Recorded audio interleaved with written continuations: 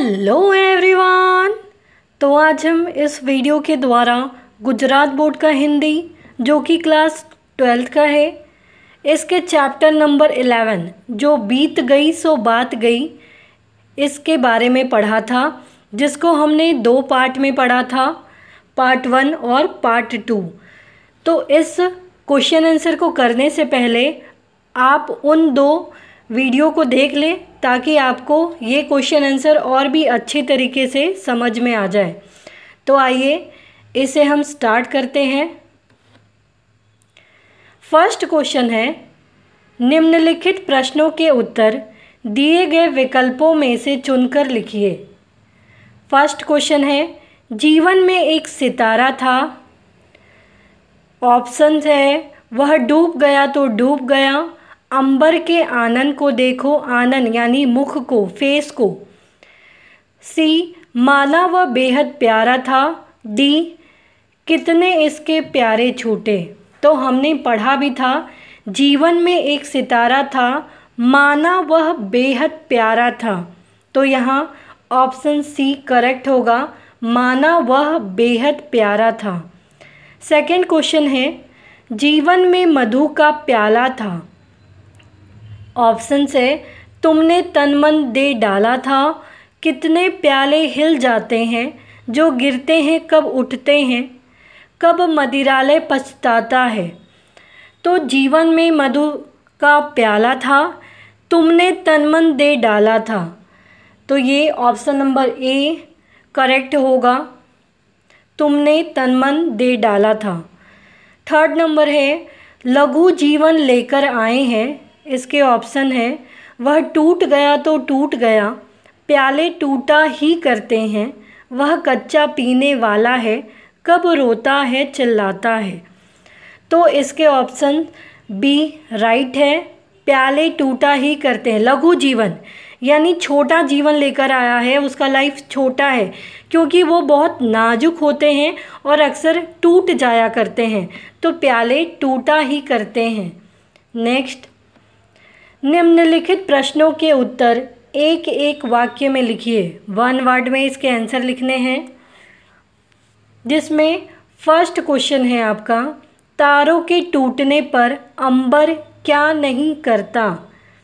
तो हमने पढ़ा था कि तारे अंबर से यानी आसमान से अलग हो जाते हैं, लेकिन क्या कभी अंबर यानी बादल, आसमान जो है, आकाश जो है, वो उसके पीछे शोक मनाता है या विलाप करता है, चीखता चिल्लाता है।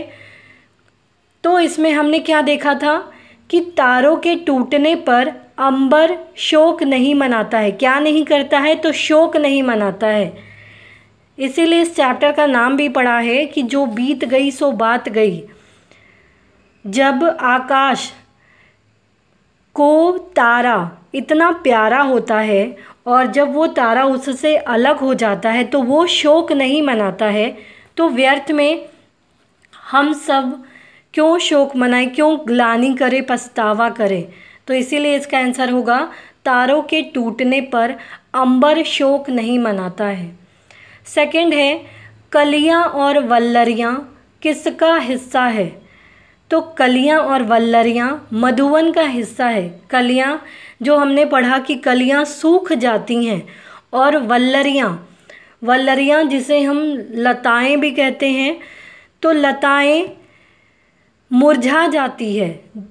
मधुवन यानी बगीचे में हमने देखा कि कलियां जो है वो सूख जाती हैं और वल्लरियां लताएं हैं वो मुरझा जाती है। तो ये मधुवन का यानी बगीचे का हिस्सा है। थर्ड क्वेश्चन है, मधुघट किसका प्रतीक है। तो मधुघट, ये इसका कंपेयर किससे किया गया है? जीवन से, कि मधुघट कितना अक्सर कमज़ोर होता है। क्यों? क्योंकि ये मिट्टी से बना होता है और बहुत ही नाजुक होता है, इसीलिए ये अक्सर टूट जाया करता है। तो जीवन में भी यही बात लागू होती है कि जीवन आज है कल नहीं है, वो कभी भी किसी भी क्षण किसी का भी जीवन समाप्त हो सकता है। तो इसी प्रकार से मधुघट जीवन का प्रतीक है।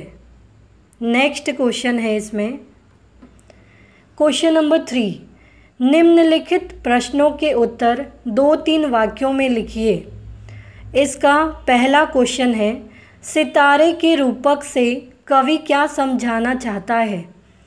तो कवि ने अपने सितारे रूपी प्रिय व्यक्ति की तुलना आकाश के तारों से की है।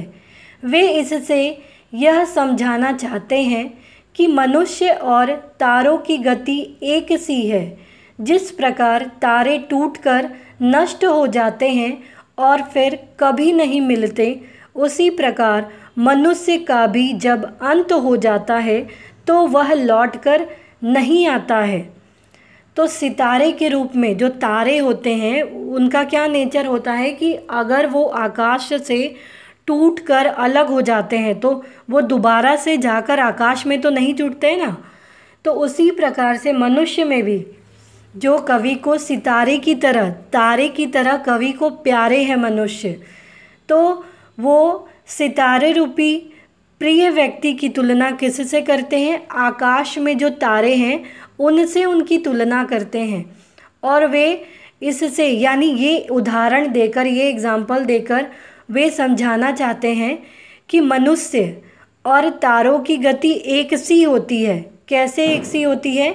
कि जिस प्रकार तारे टूटकर नष्ट हो जाते हैं, जब आकाश से तारे गिरते हैं तो वो टूटकर नष्ट हो जाते हैं और फिर कभी नहीं मिलते, आकाश में जाकर फिर से कभी नहीं जुड़ते। तो उसी प्रकार मनुष्य का जीवन भी होता है। वो कैसा होता है कि जब मनुष्य का अंत हो जाता है, जब उसकी मृत्यु हो जाती है, जब वो गुजर जाता है, तो वह लौटकर कभी नहीं आता। तो इसी प्रकार से सितारे की तुलना की गई है। सेकंड क्वेश्चन है, मुरझाई कली पर मधुवन की क्या प्रतिक्रिया होगी? तो मुरझाई कली कभी खिल नहीं सकती। मधुवन यह बात अच्छी तरह जानता है, इसलिए वह मुरझाई कली के लिए कभी विलाप नहीं करेगा। मुरझाई कली पर मधुवन यानी बगीचे की क्या प्रतिक्रिया होगी? तो इसमें हमने देखा भी था कि मुरझाई कली, जो मुरझा गई है कली, वो दोबारा से कभी खिलेगी नहीं या खिल नहीं सकती है। और ये बात बगीचे को, मधुवन को बहुत ही अच्छी तरीके से पता है।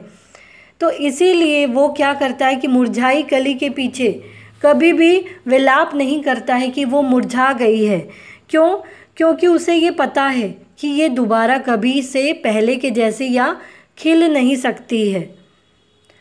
थर्ड क्वेश्चन दिया है इसमें, कवि सच्चे मधु से जला हुआ शब्द का प्रयोग किसके लिए करते हैं?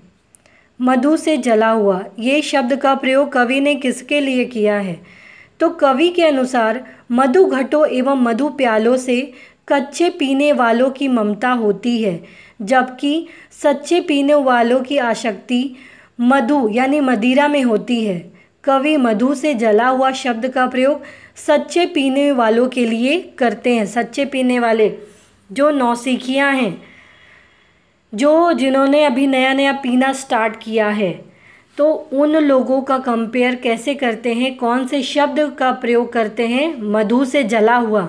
तो ये शब्द का प्रयोग वो सच्चे पीने वाले लोगों के लिए करते हैं, यानी जो मधुघट है और मधु के प्यालों से उनको कितना मोह होता है, उनको कितना लगाव होता है, किनको? कच्चे पीने वाले को।